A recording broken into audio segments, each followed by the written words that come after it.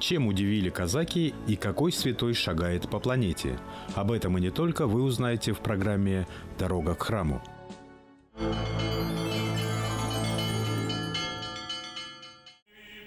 Одеяния священнослужителей свидетельствуют их сан и звание, выделяя таким образом носителей этого сана из среды мирских людей. Это соответствует понятию о церкви как о царстве не от мира сего, а для священнослужителей является постоянным напоминанием того, что они всегда, в любой ситуации должны быть достойны принятого ими от Бога высочайшего служения. Одежду священнослужителей можно разделить на две части. Это будничная, повседневная одежда и богослужебная, та, которая употребляется непосредственно при совершении священнодействий. Будничная, повседневная одежда состоит из подрясника, то, что вот вы видите сейчас на мне, на который сверху одевается ряса и головной убор. Подрясник своим происхождением обязан традициям Средней Азии. В древности вот такие хитоны носили большинство людей. В зависимости от их материального состояния они могли быть сшитыми, тканными и иметь какие-то вариации в своем виде. Но принципиально это была та одежда, которая покрывала человека от плеч до пят, в которой люди были в том жарком климате, где вот они как раз жили. Подобным образом и у Христа был хитон, который, если мы помним из Евангелия, не решились делить распинавшие его воины, потому что был тканный сверху, а не сшитый, и представлял особую материальную ценность по тем временам. Сегодня священники носят подрясники в обыденной жизни, не только в храме, но и вне его стен. И это символизирует неотмирность Церкви Христовой вот здесь, на земле. Поэтому сейчас это показатель и особого сословного, может быть, статуса священника. То, что напоминает людям о том, что есть и другой мир, кроме обыденного. Поверх подрясника одевается ряса.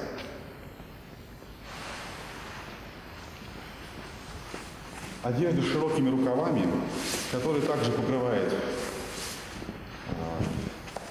священника с плеч до пят. И ряса буквально переводится как обветшавшее, что-то вытертое, не имеющее ворса или шерсти. То есть это сродни халату с широкими рукавами. И исторические сведения говорят о том, что появляется ряса как раз во времена османского захватничества Византийской империи для того, чтобы скрыть то, что одето под низом. Для того, чтобы христианам можно было проще укрыться от гонителей, тогда, когда это было нужно, чтобы спасти свою жизнь, для того, чтобы сохранить иерархию церкви. Головной убор называется скуфья. С греческого языка переводится как покрывало для головы.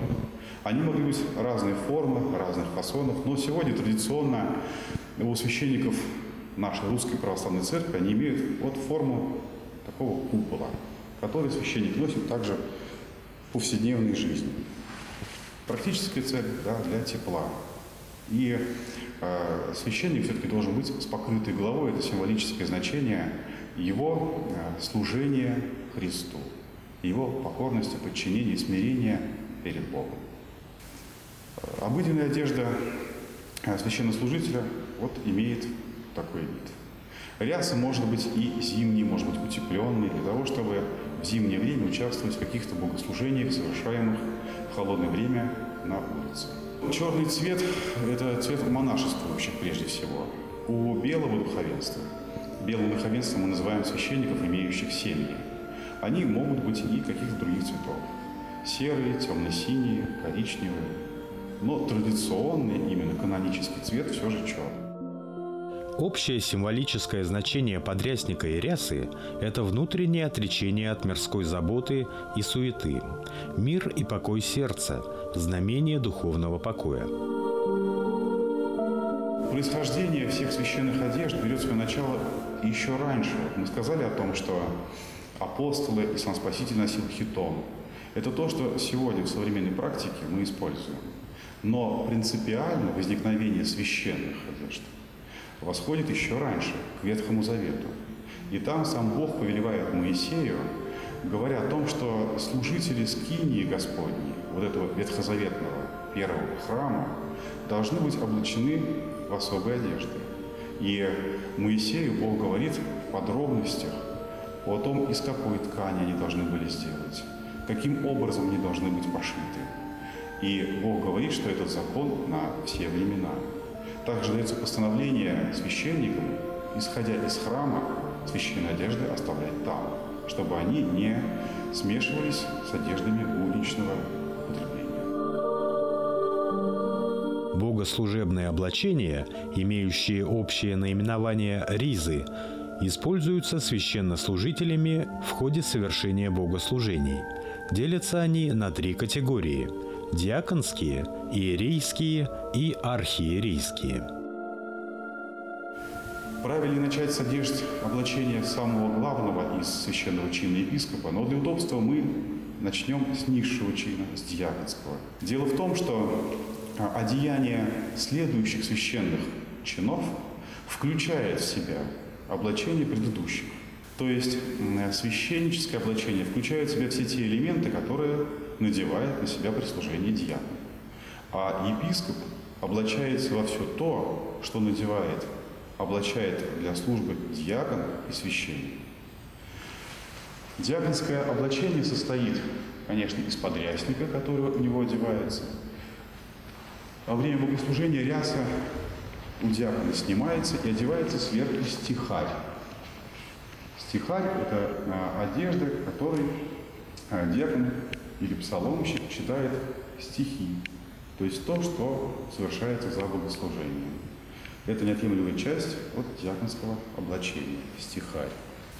На стихарь диакон одевает арарь. Это особая такая длинная лента, которая кладется на левое плечо и спускается спереди и сзади. У нас арарь двойной. То есть это награда, которую получает диакон за длительное, усердное служение Церкви Христовой. Он может быть и уже, и немного короче, но принципиально это вот именно та лента, которая спускается у него с плеча.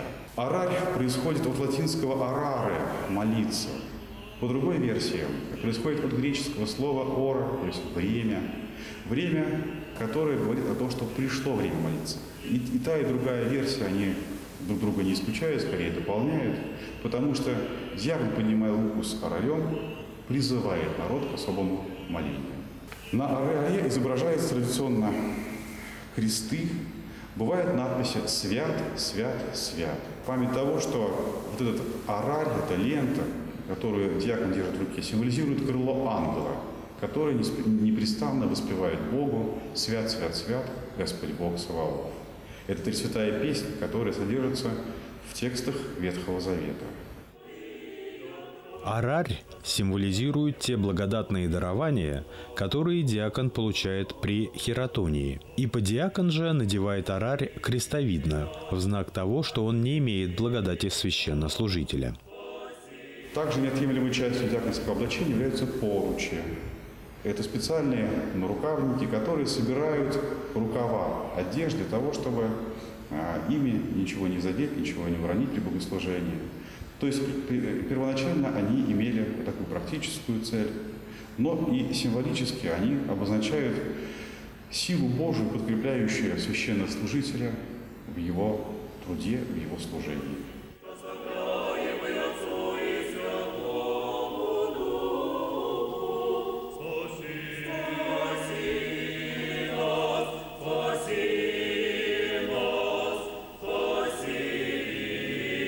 Облачение священнослужителя при совершении богослужений, прежде всего литургии, может быть полным, а может быть частичным. Сейчас покажем полное облачение. При совершении литургии священник одевает на себя так называемый подризник. Это подрясник, а это подризник. То есть сверху одеваются ризы на него. По своей сути, это тот же самый стихарь, который одевает диакон, но делается он из более тонкой материи для того, чтобы было не стеснять движение священнодействующего Цвет подвизника чаще всего, как правило, бывает белого цвета. Иногда на какие-то большие праздники, например, на праздник Троицы, он может быть зеленоватого цвета, на богородичные праздники голубоватого. Сверху одевается епитрахиль. Это греческое слово, которое буквально можно перевести как «нашейник», то, что одевается на шею. Если обратить внимание, то видно, что он состоит из двух сшитых рядом с собой лент.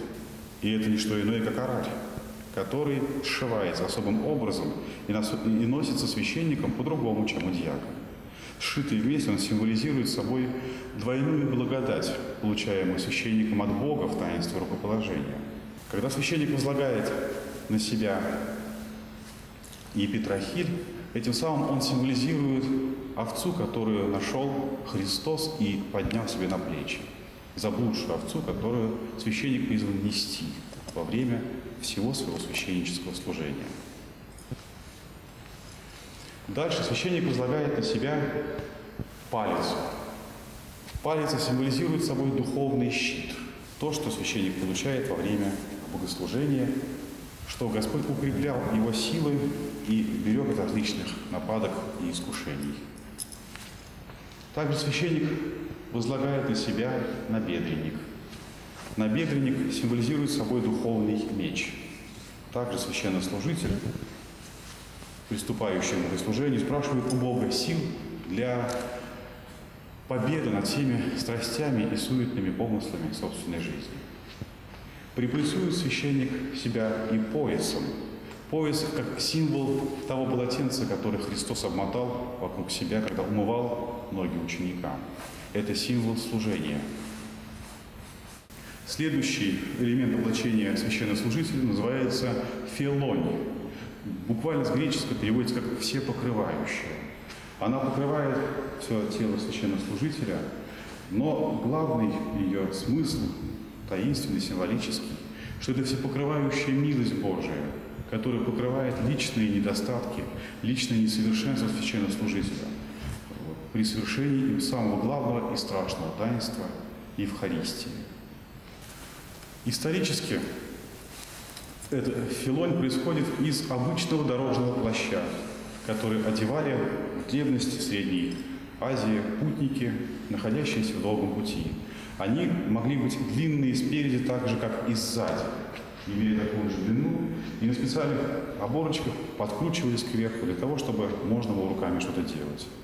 Но это плащ путника, плащ странника, и это тоже один из символов священнического облачения, ведь все мы странники в этом мире и ожидаем небесного града, нашего подлинного Отечества, небесного Иерусалима. Ну и завершающим элементом облачения священнослужителя является головной убор, который называется камелавка. Происходит от греческого слова камелос, верблюд, и в древности они делались из верблюжьей шерсти, и главным предназначением было уберечь голову священника от знойных солнечных лучей. Постепенно она приходит в обиход, сейчас делается из других материалов, из более простых и легких, в соответствии с тем климатом, где священник несет свое служение. Но внешним видом оно всегда выглядит вот таким образом. Священник носит на себе крест. Это традиция древняя, традиция наша, русской православной церкви. В некоторых других православных церквях такой традиции нет. Священнослужители не носят на себе крестов. В некоторых церквях их носит вместо священника диакон. В нашей русской православной церкви сложилась традиция, что каждый священнослужитель, каждый священник при рукоположении получает крест, который рукополагающий епископ возлагает на него. Он называется наперстный крест, то есть крест, который носится на груди, на перстях по-славянски. Этот крест может быть трех видов. Восьмиконечный, который носят молодые священнослужители, крест четырехконечный такого образа, который носят священнослужители, получают от епископа через какое-то время или при получении сана протоиерея. И крест третьего вида называется крест с украшениями. Крест, в который вставляются драгоценные или полудрагоценные камни, которые украшены особым образом. Его получают как награду священнослужители, многие годы добросовестно, самоотверженно служащие Церкви Христовой. Консервативный подход к одежде выделяет духовенство, отличая его от переменчивого в моде светского мира. Церковь таким образом подчеркивает надмирность своей жизни с устремлением в вечность и неизменяемость в ней.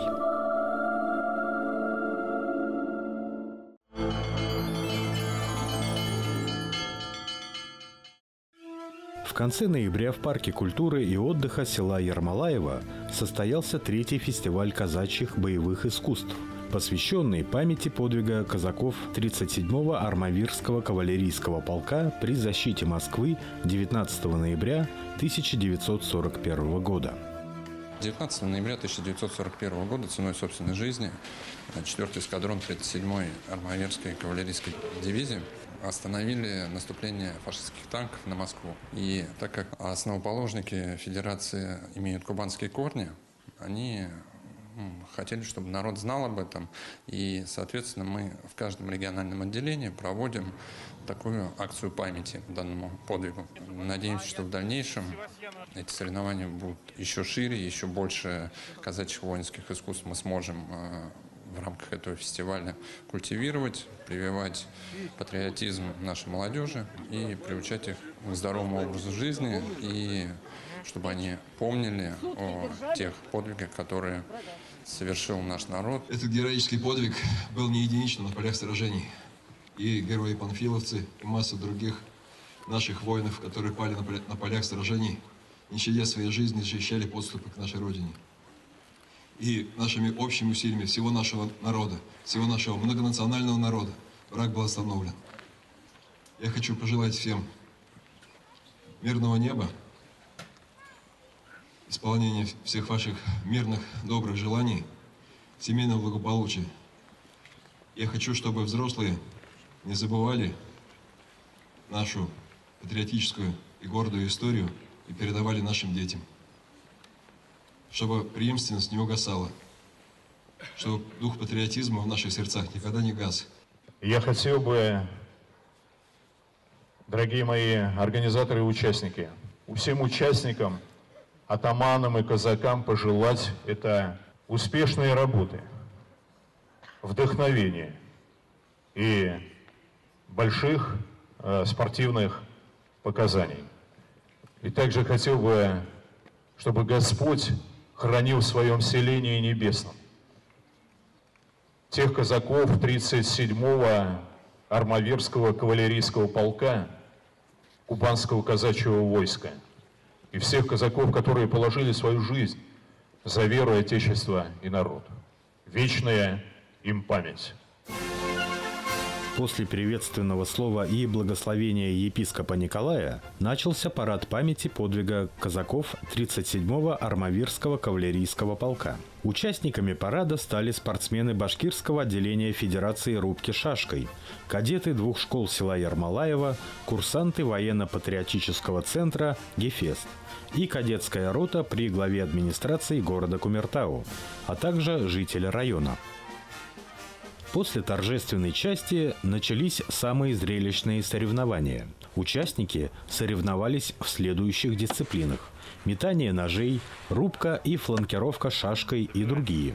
В течение 1,5 часов участники показывали зрителям чудеса ловкости, выносливости, сноровки, являющиеся итогом длительных тренировок.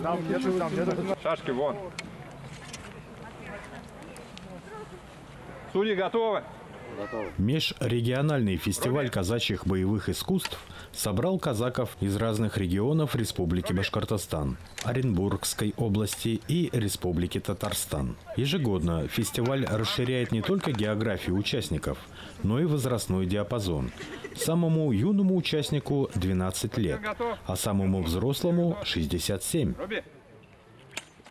Мы приехали к своим друзьям, казакам, братьям на соревнования. У нас дружеские отношения, все друг друга хорошо знаем, общаемся. Мне через 2 недели будет 62 года. Я себя с ними, с молодыми, себя чувствую сам молодым. Когда меня ребята поздравили с Днем пожилых, я сказал, пока я с вами, я молодежь. Мне это очень нравится. Я в этом году был и в Казани, и в Екатеринбурге, и в Богдановиче участвовал в соревнованиях, и в Кумертау на казачьем спасе. Мне это очень нравится. Но я не знаю, это инфекция, это болезнь, диагноз. Обращение к истокам казачьего искусства – один из важнейших этапов сохранения и развития наших самобытных культурных традиций в плане воспитания общества и духовно-нравственных ориентиров подрастающего поколения. –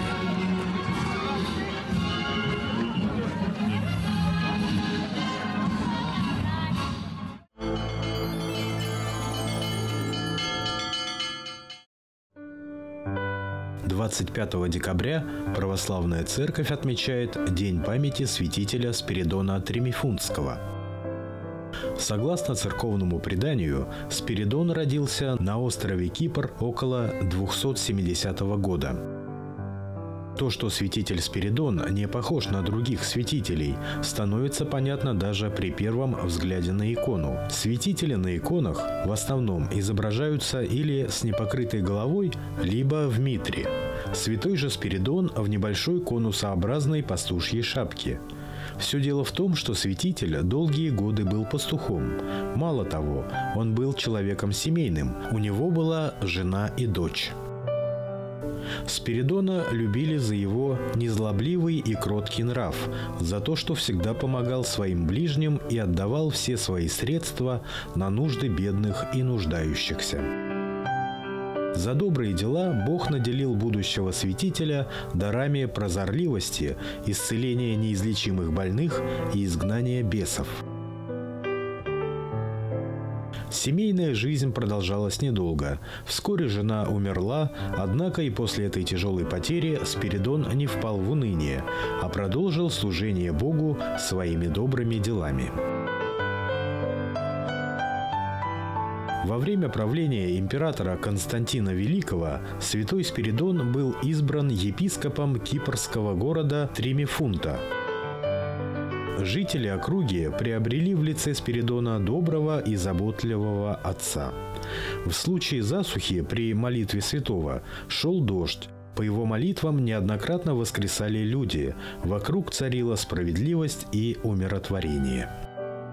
Нетленные мощи святого Спиридона находятся на греческом острове Корфу, куда съезжается множество верующих для того, чтобы поклониться мощам святого.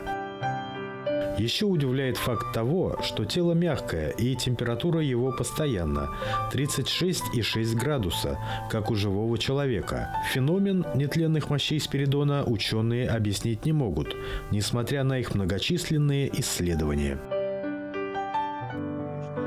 Спиридону в основном молятся в поисках и покупке своего жилья. Кроме жилищных проблем, Спиридону Тремифунтскому молятся о здравии и исцелении, в пути, при притеснении недругами и за веру, от падежа скота, для достатка в доме, для успешного поиска работы, для благополучия в доме, для удачной торговли, за детей, при голоде, духовных немощах и бытовых нуждах.